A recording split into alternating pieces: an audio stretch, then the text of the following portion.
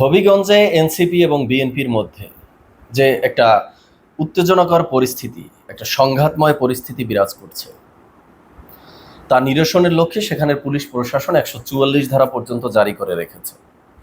অপরদিকে দেখতে পাচ্ছি যে ঢাকা থেকে হায়ার হয়ে নাহিদ ইসলাম, হাসনাত আবদুল্লারা একটা দলবল নিয়ে সেখানে যাচ্ছে।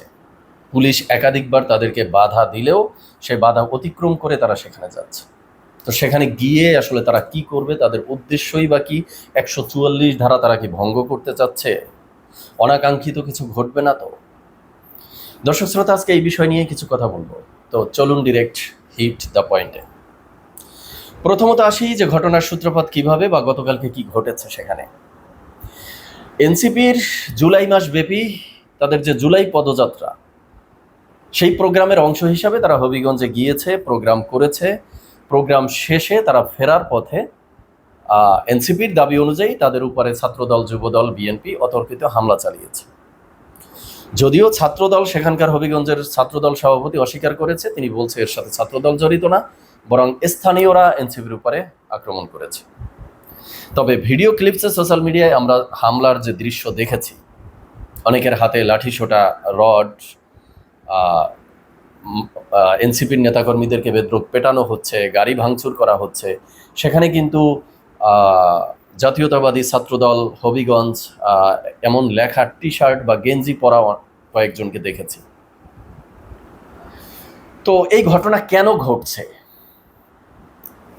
বিএনপির পক্ষ থেকে বা ছাত্রদলের পক্ষ থেকে বলা হচ্ছে যে তারা এখানে এসে উস্কানিমূলক বক্তব্য দিচ্ছে, তারা এখানে এসে মানে অশালীন বক্তব্য দিচ্ছে বা সরকারকে বিভিন্ন ধরনের হুমকি ধামকি দিচ্ছে।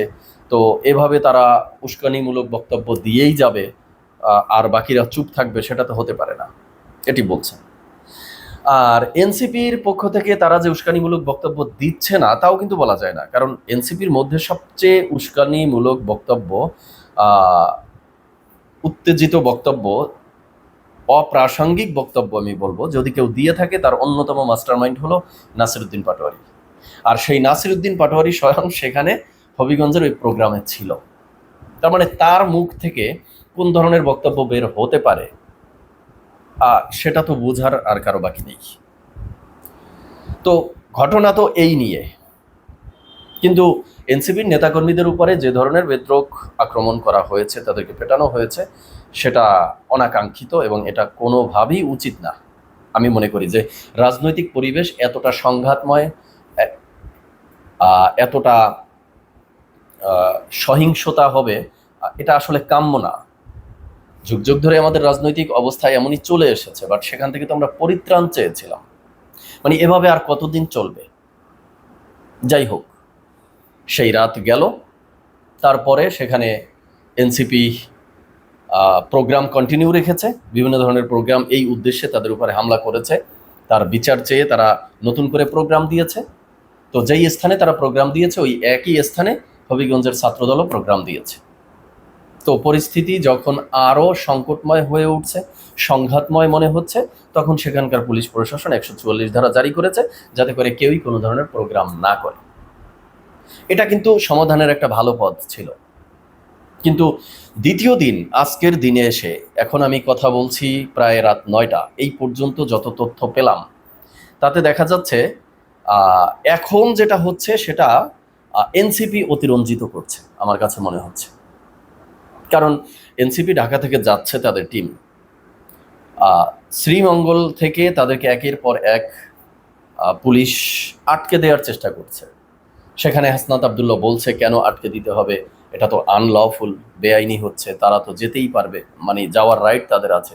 পুলিশ বারবার বোঝাচ্ছে যে ওখানে গিয়ে একটা সংকটময়, সংঘাতময়, রক্তাক্ত পরিস্থিতি তৈরি হতে পারে, অনাকাঙ্ক্ষিত কিছু ঘটতে পারে, আপনাদেরকে আমরা বিপদে ফেলতে পারি না।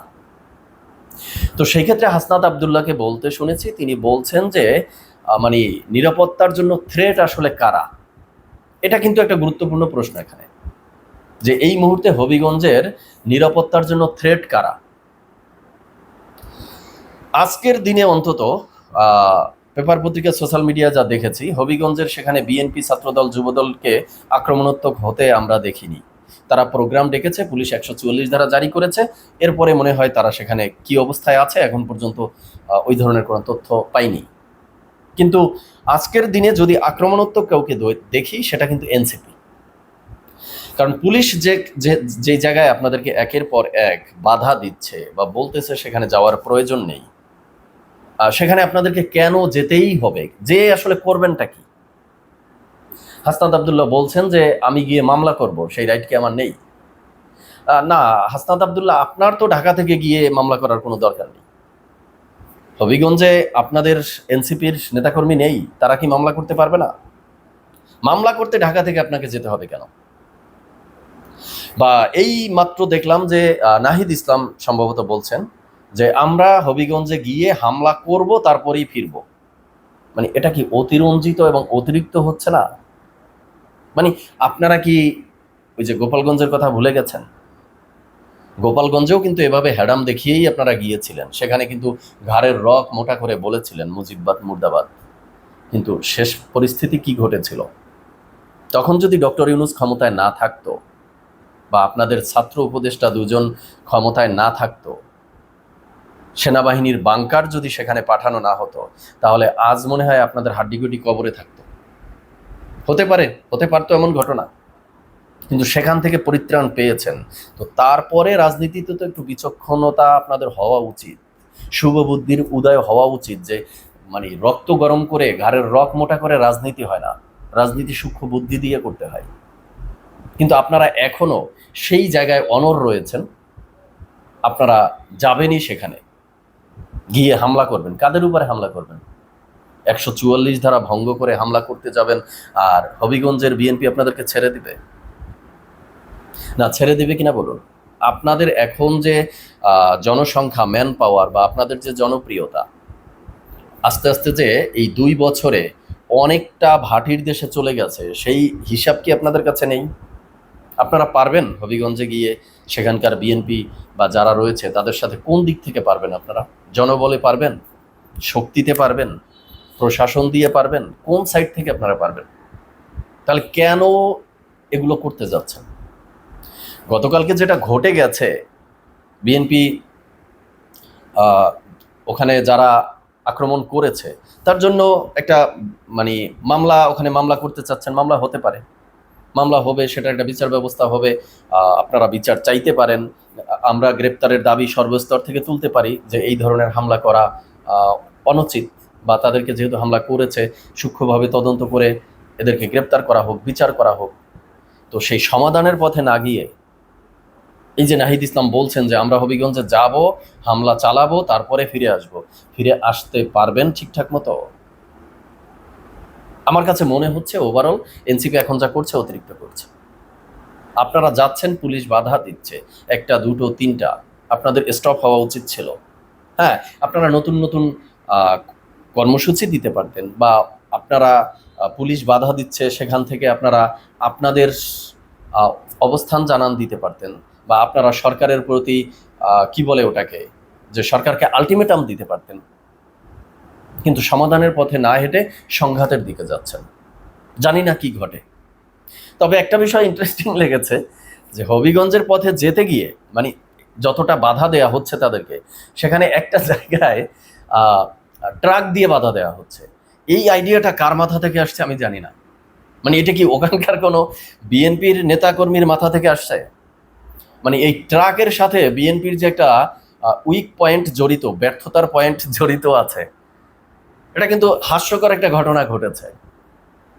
যে আপনারা আটকাবেন, ঠিক আছে, একটা বাস গাড়ি দিয়েও তো আটকাতে পারতেন, তো সেখানে ট্রাকই কেন? এটা দেখে আমার কাছে খুবই হাস্যকর মনে হয়েছে যে বিএনপি কি তার দুর্বল পয়েন্টটাকে এখানে তুলে ধরলো। তো যাই হোক, কনক্লুশনে যেটা বলতে চাই সেটা হলো যে আমাদের যে রাজনৈতিক সিচুয়েশন, আমাদের যে দেশের রাজনৈতিক অবস্থা, আমরা চাচ্ছিলাম 24-এ একটা আন্দোলন হয়েছে, তার মধ্য দিয়ে ফ্যাসিস্ট সরকারের বিদায় হয়েছে। তো এখন যারা এসেছে তাদের মধ্যে একটা রাজনীতিতে একটা নতুন ফ্লো আসবে। তারেক রহমান দেশের বাইরে থেকে এসেছেন দীর্ঘ বছর, তিনি ডেভেলপড কান্ট্রির ডেভেলপড পলিটিক্যাল সিস্টেম দেখে এসেছেন, সেটা এখানে ইমপ্লিমেন্ট করবেন।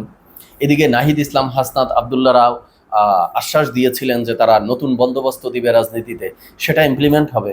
কিন্তু কই, সেই রক্তাক্ত, সেই পিটাপিটি, সেই মারামারি, সেই সংঘাতের দিকেই তো যাচ্ছে। তো শেষ করার আগে যেটা বলবো সেটা হলো যে বিএনপি বা ছাত্রদল বা যুবদল, আপনারা যারা এই যে এনসিপিদেরকে বেদরক পেটালেন, এটা উচিত হয়নি। এনসিপির লোক আছে কয়জন? একটা দল গঠন হচ্ছে মাত্র, তারা জামাতের উপরে ভর দিয়ে জামাতের ভোট নিয়ে না হয় কয়েকজন এমপি হয়েছে, না হলে সেই সামর্থ্যটাও তাদের ছিল না। তো এমন একটা ছোটখাটো রাজনৈতিক দলের উপরে আপনারা যেভাবে হামলে পড়লেন, যেভাবে তাদেরকে আক্রমণ করলেন, বেদরক পেটালেন, এটা উচিত হয়নি। এই পিটাপিটির রাজনীতি, এই রক্তারক্তির রাজনীতি থেকে দয়া করে সব দলকেই বলবো যে আপনারা বের হয়ে আসুন। দর্শক শ্রোতা, আজকে এই পর্যন্তই। আপনারা ভালো থাকবেন, সুস্থ থাকবেন, আপনাদের মতামত জানাবেন। ধন্যবাদ সবাইকে।